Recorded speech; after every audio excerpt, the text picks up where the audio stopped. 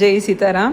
మన రామాయణమోడ యుద్ధకాండంను అనుభవించుతా వచ్చేమో నేంಟು మన దశకం 35 ఉండిన 7th ಶ್ಲೋಕನ అనుభవించుతా భట్టత్రి అనేరు జంభారి సంప్రేషిత రథ కవచౌ అనేరు.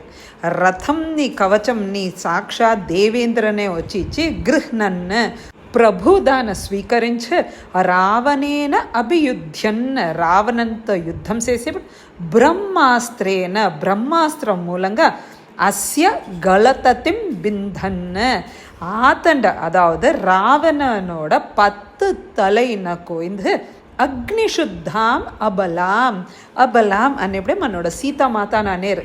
సీతామాతోட అగ్ని పరీక్ష వెనహ ప్రగృహ్ణన్న అనేరు. దాన్ని అక్సెప్ట్ చేసిన వెనహ దేవ శ్రేణి వరో జీవిత సమర మృతై దేవర్గల్ మూలంగా ఈ వానర సైన్యాన్ని దూర్ చచ్చిపోయి ఉంచారో వాళ్ళందరూ తిరిగి జీవనం ఇచ్చి అక్షతై ఏ వానరాల పెట్లన్నీ తగిలిందో అది అన్ని అడుత క్షణం గుణసేసి రిక్ష సంగై అనే రిక్ష అనేప్పుడే అది ఒక పెక్యులియర్ వాన కరుడి వాళ్ళని వానర సైన్యం అందరిన కాపాచి லங்கா பர்த்தாச்ச சாக்கம் லங்காவோட அதிபதிக அதாவது ராஜாக விபீஷ்ணன் ஆக்கி சப்ரியக ప్రియమాన సీతై మాతాతో సేరి పుష్పకేన పుష్పక విమానంలో నిజ నగరం అగాహ తన్నోడ అయోధ్యాహ రిటర్న్ వచ్చారు అనేది చూసాం.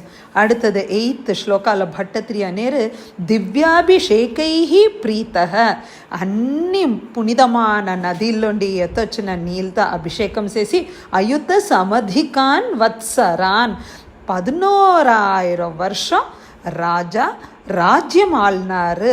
పర్యరంసిహి అంటే సంతోషంగా ఆల్నారు అంటా ఉండేప్పుడే మేర్కొండ చెప్పారు మైథిల్యాం సీతామాత పాపవాచ దోరో ఒకరు చెప్పినారు అనే ఒకే కారణానికోసం గర్భిణీం తాం గర్భిణీ ఉండిన మాతాన అభ్యహాసీహి కిల ఆఫెన కాట్లో ఒడిసి శివ శివ దీని ఏమించి చెప్పింది అనేరు భట్టత్రి.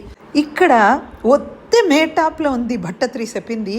దీని అన్నిన మన ఇన్ డెప్త్ ఏ కారణం కోసం అనేది ముళుక్క మనోడ అనుదినం రామాయణంలో ఉండిన ఉత్తరకాండంన దయచేసి తిరిగి ఇంకొకసారి మీరు అందరూ అనుభవించండి.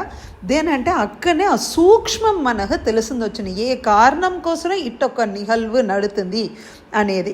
సో அடுத்தது భట్టత్రి అనేరు లవణ నిశిచరం శత్రుఘ్నన్ క్షేత్రాల లవణాసురన్ సంసి అర్ధయిత్వ అంటే సంసి శూద్రపాశం ఒక శూద్రన్ ఆన శంభుక నా సంపిన ఆ విషయంని తావత్ దావెన వాల్మీకి గేహే వాల్మీకి ఆశ్రమంలో ఉండిన కృత వసతి సీత అక్కడ వసిచ్చే సీత తేసుతో ఉపాసూత హే కృష్ణ మీయోడ 2 బిడలు అక్కడ పుట్టినారే. ఇక్కడ ఒక్కొక్క పదంలోని హే కృష్ణ దేన సంపద ఆ రామర్హ హే కృష్ణ నువ్వే ఉంచావు అనేదానికే అటొక సంబోధనం.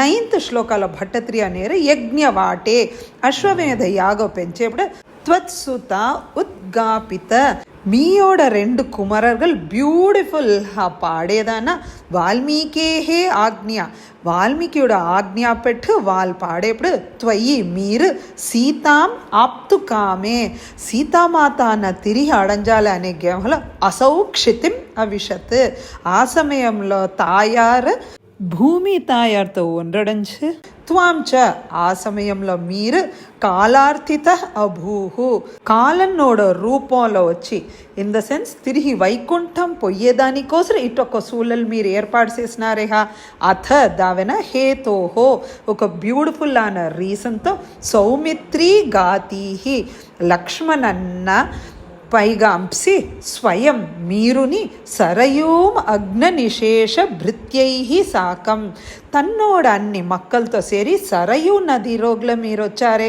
నాకం ప్రయాత అక్కలోండి నేర మీయోడ పదమాన దాననే భట్టత్రి అనేరు హే దేవ ఆద్యం నిజపదం వైకుంఠం మీయోడ వైకుంఠం అనేయడానికి అగమహ మీరు సకైనారే కడేసి 10వ శ్లోకాలో భట్టత్రి ఏ ఒక కారణం కోసం మీరు అవతరించారు అనే దాని కామధర్మాతి సత్య ధర్మం నెలనాటందుకోసం ఏవం మర్త్య శిక్షార్థం కళు ఈ భూమిలో మనుష్యలాగా శిక్ష అదావదు లెసన్ టీచ్ చేయాలి అనే దానికోసం తవస అయం మర్త్యావతార మీరు సాక్షాత్ ఆ మానిడనోడ వేషంలోనే మీరు ఇక్కడ వచ్చారు.